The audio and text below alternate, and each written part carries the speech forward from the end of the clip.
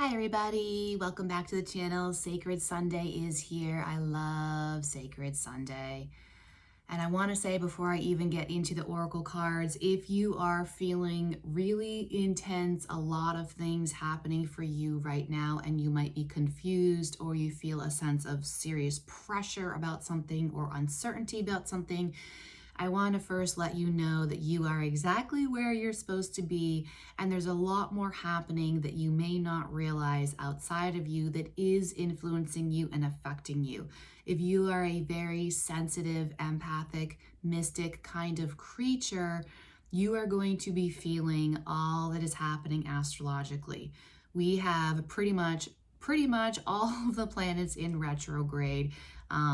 And I did a video actually on this yesterday, a lengthy video, a lot longer than I normally do, going into each planet and it being in retrograde and how that is affecting you on your journey right now.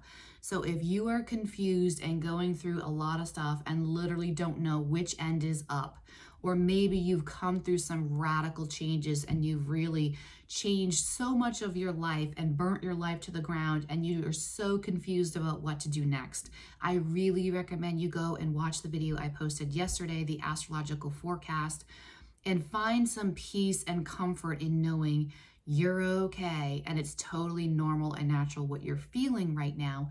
I also dropped some questions in there that you can ask yourself and journal on to help you work through this confusion or overwhelm or whatever it is that you're feeling, to help work you through the opportunities that are being presented to you astrologically, energetically, the opportunities to really expand yourself and step up into a whole new level of who you are authentically. That being said, I was looking at my decks of what I wanted to pull from for today, and I pulled 3 decks originally, and my intention was, again, let's keep it really simple because there is so much going on around us. We don't need to be overwhelmed with more messages and more things to process or think about. I just saw 222 again on the timer. And so I had these 3 decks that I consider very simple and straightforward and reassuring and calming. And then even one of those, I was told no. So we are just going to go with this one, the Work Your Light Oracle deck. And I will start with that. And then I have one other we will do. So for Sacred Sunday, what is the message for the Divine Feminines listening to me at this time for the week? What is the guidance and the message? Here we go. I have 2 cards that came out. And this one is very interesting because I was just talking about this on the video that I posted yesterday. Mirror, who or what is triggering you? And of course, this being that the greatest way to empower the unpleasant or unwanted experiences in life are to turn it back and saying, what's happening deeper? I mentioned in my video yesterday too about how this is where I noticed in my work with women in the phone with clients, one of the greatest gifts that I give in my client calls is giving women safety and space to go deeper into the problems or the issues that they're dealing with, the things that are coming up. Women have a tendency to just go down one surface level and find the answer that sounds right, find the answer that makes sense from a mental space or a psychological space. And I have found that more often than not, the answer is actually deeper, but there has to be given safety to go into that level of vulnerability to really find that answer that has been hiding in your heart, that you have been avoiding and not been given the space to go that deeply enough into. So in that spirit of the triggering, really allow yourself to go deeply into it. Akasha is the other card that came out. Your guidance is divinely guided. I said this specifically about Neptune yesterday. Neptune being in retrograde. A lot of it is the subconscious world, or being really open and slowly working through your life, through your days at this time with that retrograde energy, noticing all the signs and the synchronicities and the messages that are coming through. High priestess energy, right? You have to be really paying attention, because the intuitive knowings or the intuitive resonance or the intuitive guidance that comes from the divine is much more subtle than the anxiety or the body reactions to something, the need for impulsive behavior to get rid of that energy. I talk a lot about that in my talks about anxiety and dealing with it. I also love, there is so much happening in this card. We have the stairs. There's like a waterfall. And again, it almost feels like down here is like dream state, which I talked about again with Neptune being in retrograde. Dreams and subconscious activity. The gray and the white to me feels very much like dreams and subconscious activity. And then she is using that to guide her down this pathway with all, what kind of looks like to me, it's not very clear, but it almost looks to me like she's down this long hallway walking towards the light, and there's many doors or options or like portals, there's like columns that she could walk through to these other paths on the right and the left, but she's walking straight towards the light. I was listening to someone else on YouTube who I respect very greatly the other day, and this feels like much like the energy that he was talking about with, you know, we have free will. We have free will, but we also have this place that our soul is destined to go, like fate, destiny, whatever you want to call it. There's this place that our soul is always guiding us towards. And you can take detours. You can choose to go into these other side portals, these side doors. But in the end, you always come back to walking down that path of where your soul wants you to go. So have forgiveness with yourself. Have patience with the journey. I also like, again, look on either side of this hallway that she's walking down. Again, we have options and different realities, different dimensions, whatever you want to call it. One side, it looks like Egypt. Like I see pyramids and a sphinx over here, like the desert, and it's very deserty, very like Egyptian. And then the other side, it looks like almost like glaciers and mountains or something like that over on this side. There's so much symbolism happening in this, you know?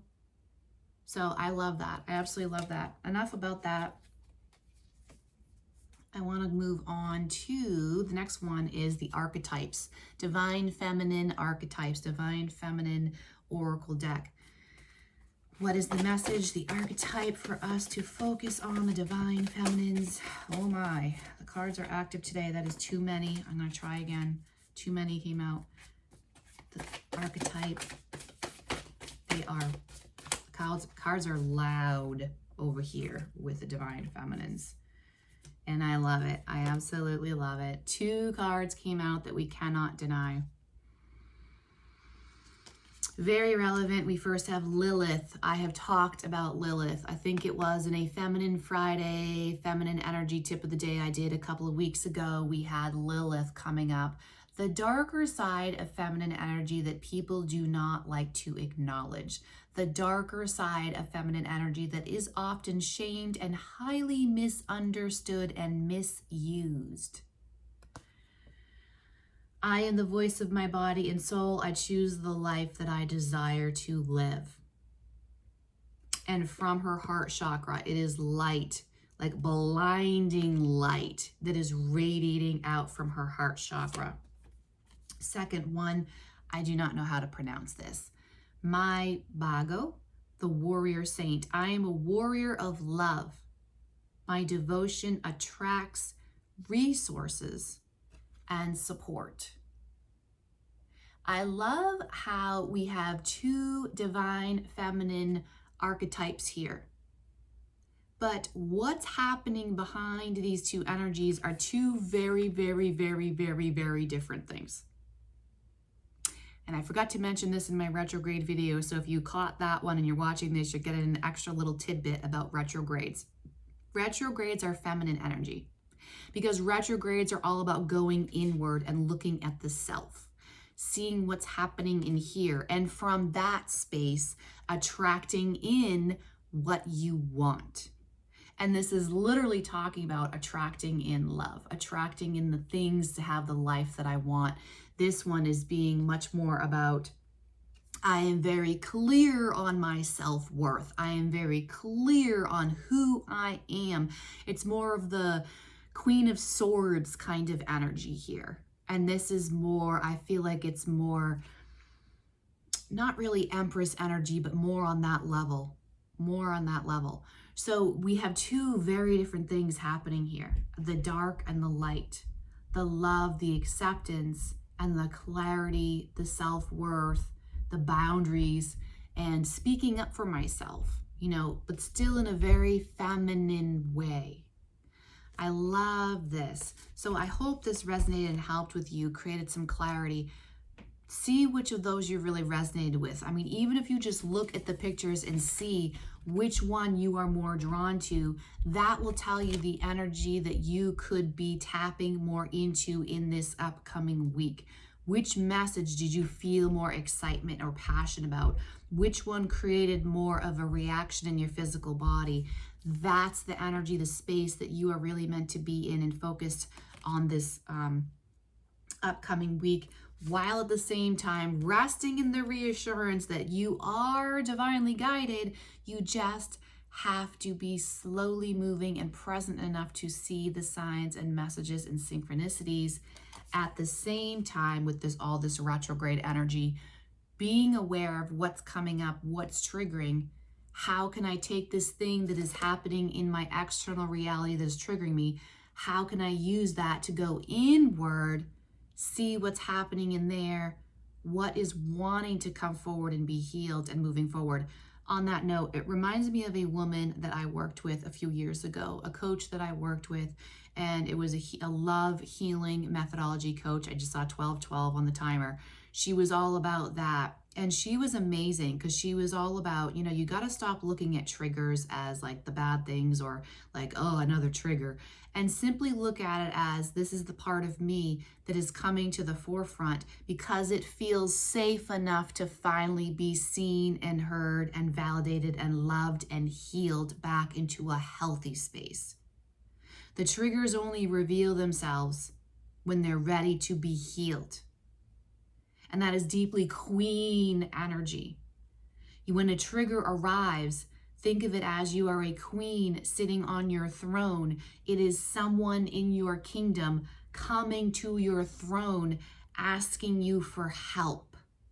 They trust you. They know that you are the authority, the one with power to do something about this matter that is bothering them, that is making them unhappy, that is disturbing their quality of life in their opinion. They are coming to the one who holds the power to fix the situation.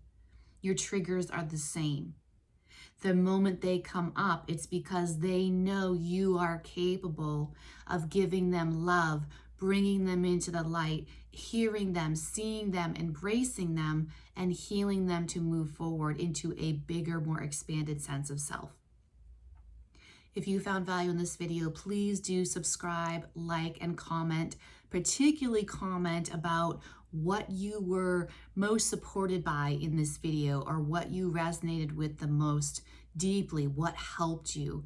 I really appreciate that. I so appreciate the comments. I really, really do. And I love seeing them here. So leave me some comments, like, and subscribe to help support my channel and to get my message out to other people who need to hear them. And I am sending so much love and harmony and healing to all of you. See you on the next one. Bye-bye.